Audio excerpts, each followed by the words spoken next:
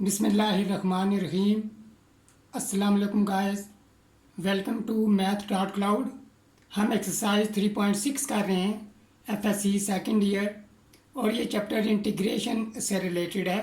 और एक्सरसाइज 3.6 जो है वो डेफिनेट इंटीग्रल उसमें हमने एवेल्यूएट करनी है। आज हम क्वेश्चन नंबर 15 करेंगे और क्वेश्चन नंबर 15 हमें दिया गया है integral from 0 to π/4 cos theta plus sine theta divided bye 1 plus cos 2 theta d theta. इसे हम सॉल्व करते हैं। हम लेट ले लेंगे I इज़ इक्वल टू जो हमारा गिवन इंटीग्रल है। अब यहाँ एक टेक्निक हमें याद रखनी होगी कि जब भी हम ऐसे डेफिनेट इंटीग्रल जिनमें इंटीग्रल हर स्टेप में रिपीट हो रहा हो तो बेहतर ये है कि हम डेफिनेट इंटीग्रल के बजाय हम इनडेफिनेट इंटीग्रल को पहले एवेल्यूएट कर लें, फिर एट द एंड जाके हम लिमिट पुट कर देंगे। तो स्टार्ट करते हैं इस मेथड से। इस मेथड का फ़ायदा ये है कि हमें बार बार लोअर लिमिट और अपर लिमिट लिखनी नहीं पड़ेगी। एक्चुअली होता यूँ है कि इस किस्म के इंटीग्रल्स में हमें सिंप्लीफिकेशन करनी पड़ती है जिसमें मुख्तलिफ स्टेप्स इन्वॉल्व होते हैं, 3, 4, 5 स्टेप्स। तो अगर हम डेफिनेट इंटीग्रल को साथ लेकर चलेंगे तो हमें अपर लिमिट और लोअर लिमिट दोनों बार बार साथ लिखनी पड़ेगी। तो बेहतर ये होता है कि हम पहले इनडेफिनेट इंटीग्रल को एवेल्यूएट कर लें, जब उसका आंसर आ जाए फिर हम वहाँ पे लिमिट पुट कर दें। इससे हमारा जो टाइम है वो कम लगता है, टाइम की बचत होती है हमारे पास। तो हम स्टार्ट करते हैं अपने क्वेश्चन को। तो पहले हमें फर्स्ट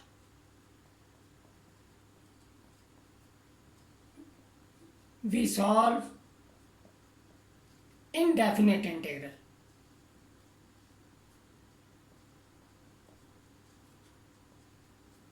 पहले हम इनडेफिनेट इंटीग्रल को सॉल्व करेंगे।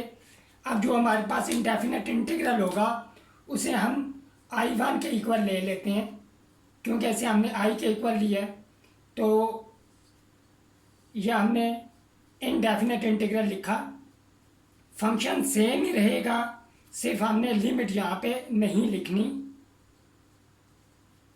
इसे हमें सिंप्लीफाई करना होगा, कोई ना कोई ट्रिग्नोमेट्रिक आइडेंटिटी यूज़ करके हमें यहाँ सिंप्लीफिकेशन करनी होगी। तो हम डिनोमिनेटर में 1 प्लस cos 2 थीटा मौजूद है, यहाँ पे हम एक आइडेंटिटी यूज़ करेंगे। वो आइडेंटिटी हम पहले अलग से डिराइव करते हैं ताकि आपको उसकी थोड़ी रिवीजन हो जाए कि ये आइडेंटिटी आती कैसे है। तो हम जानते हैं, हम फर्स्ट ईयर में जो 10th चैप्टर था वह डबल एंगल फार्मूला हम पढ़ चुके हैं। तो एक फार्मूला था हमारे पास cos square theta minus sine square theta is equal to cos 2 थीटा। और हम 9th चैप्टर में फंडामेंटल आइडेंटिटी जो है ट्रिग्नोमेट्री की वो भी पढ़ चुके हैं। cos square theta plus sine square theta is equal to 1। अब इस आइडेंटिटी से हम साइन स्क्वायर थीटा की वैल्यू निकाल लेते हैं।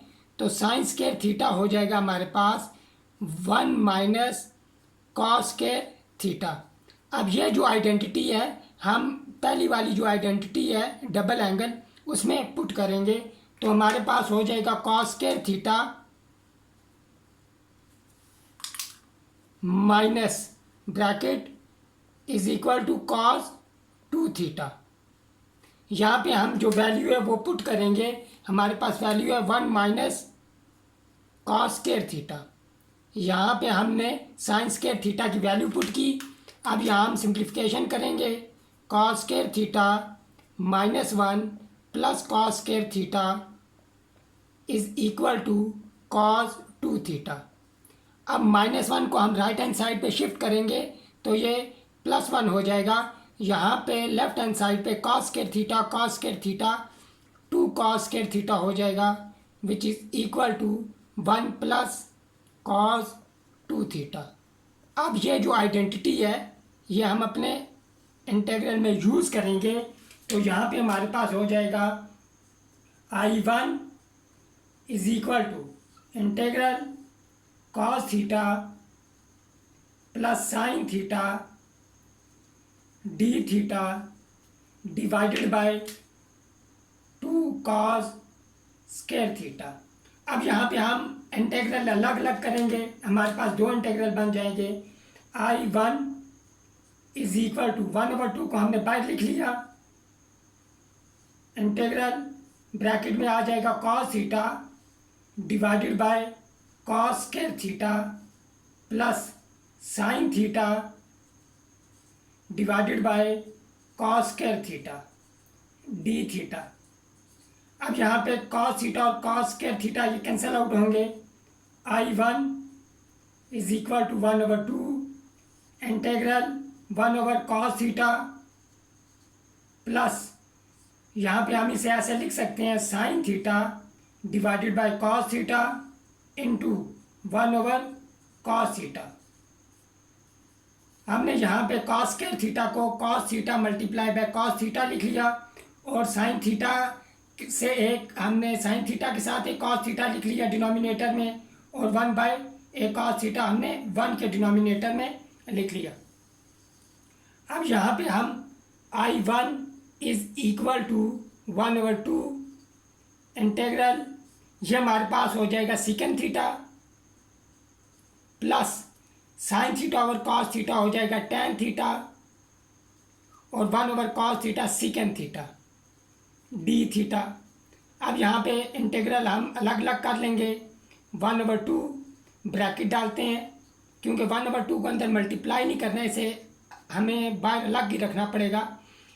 तो ये हमारे पास secant theta d theta plus integral tan theta secant theta d theta bracket close. 1/2 को अंदर मल्टीप्लाई करते तो हमें 2 दफ़ा लिखना पड़ता, इसलिए बेहतर यह है कि हम इसे बाहर लिखा रहने दें एज ए कॉमन फैक्टर 1/2। अब एक्सरसाइज 3.3 में हम एक एग्जांपल थी सीकेंट एक्स की, हमने उसका इंटीग्रल एवेल्यूएट किया था, तो वो यहाँ पे हम यूज़ करेंगे। तो ये हमारे पास हो जाएगा log of secant theta plus tan theta और ये हमारे पास हो जाएगा plus tan theta secant theta का एंटी डेरिवेटिव होता है हमारे पास सीकेंट थीटा, क्योंकि हम जानते हैं सीकेंट थीटा का जो डेरिवेटिव है वो होता है टेन थीटा सीकेंट थीटा, तो लिहाजा इनका एंटी डेरिवेटिव सीकेंट थीटा होगा। अब ये हमारे पास जो इनडेफिनेट इंटीग्रल था वो एवेल्यूएट हो गया। अगर हम डेफिनेट इंटीग्रल को साथ लेके चलते तो हमें बार बार यहाँ पे लोअर लिमिट अपर लिमिट लिखनी पड़ती इन तमाम स्टेप्स में, जिससे टाइम हमारा क्या कहते हैं थोड़ा वेस्ट हो जाता है। तो टाइम को सेव करने के लिए हम ये टेक्निक यूज़ करते हैं कि पहले हम इस तरह के इंटीग्रल्स में इनडेफिनेट इंटीग्रल को पहले एवेल्यूएट कर लेते हैं। अब हमारे पास जो हमारा गिवन आय होगा वो इक्वल आ जाएगा, सो I is equal to 1/2 bracket डालेंगे log of secant theta plus tan theta plus secant theta bracket close. अब यहाँ पे हम साथ में लोअर लिमिट और अपर लिमिट मेंशन कर देंगे। अब सीकेंट थीटा का जो हमने एंटी डेरिवेटिव लिखा है इसका लिंक मैं शेयर कर दूंगा। मैंने एक वीडियो में इसे अलग से सीकेंट एक्स और कोसेकेंट एक्स का एंटी डेरिवेटिव मालूम किया है, तो डिस्क्रिप्शन में मैं लिंक शेयर कर दूंगा। अगर आपको वो देखना हो तो वहाँ डिस्क्रिप्शन में जाके लिंक को आपको क्लिक करना होगा तो वो वीडियो स्टार्ट हो जाएगी। अब यहाँ पे हम लोअर लिमिट और अपर लिमिट पुट करेंगे।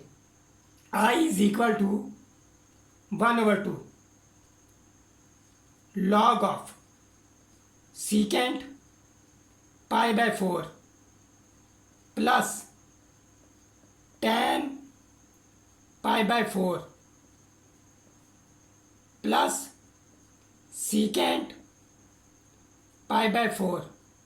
यह हमने पूरे फंक्शन में अपर लिमिट अप्लाई की।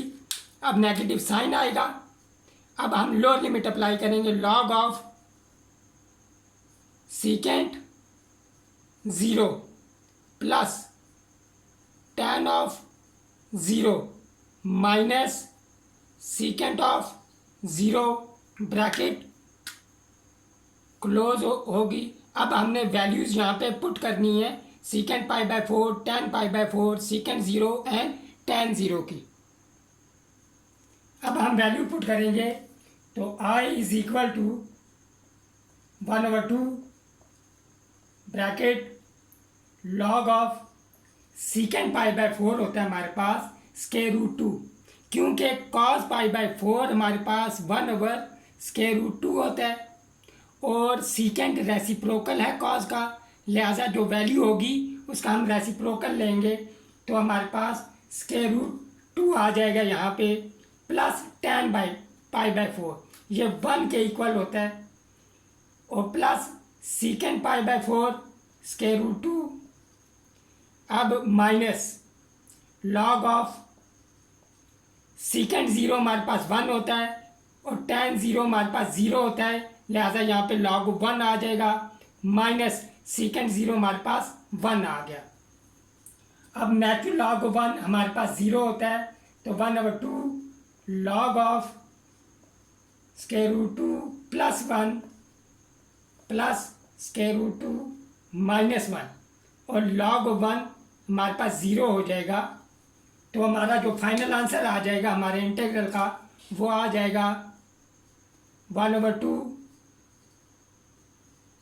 log of √2 plus 1 plus √2 minus 1 square unit.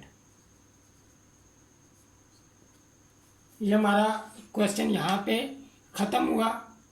तो मुझे उम्मीद है ये क्वेश्चन आपको समझ आ गया होगा।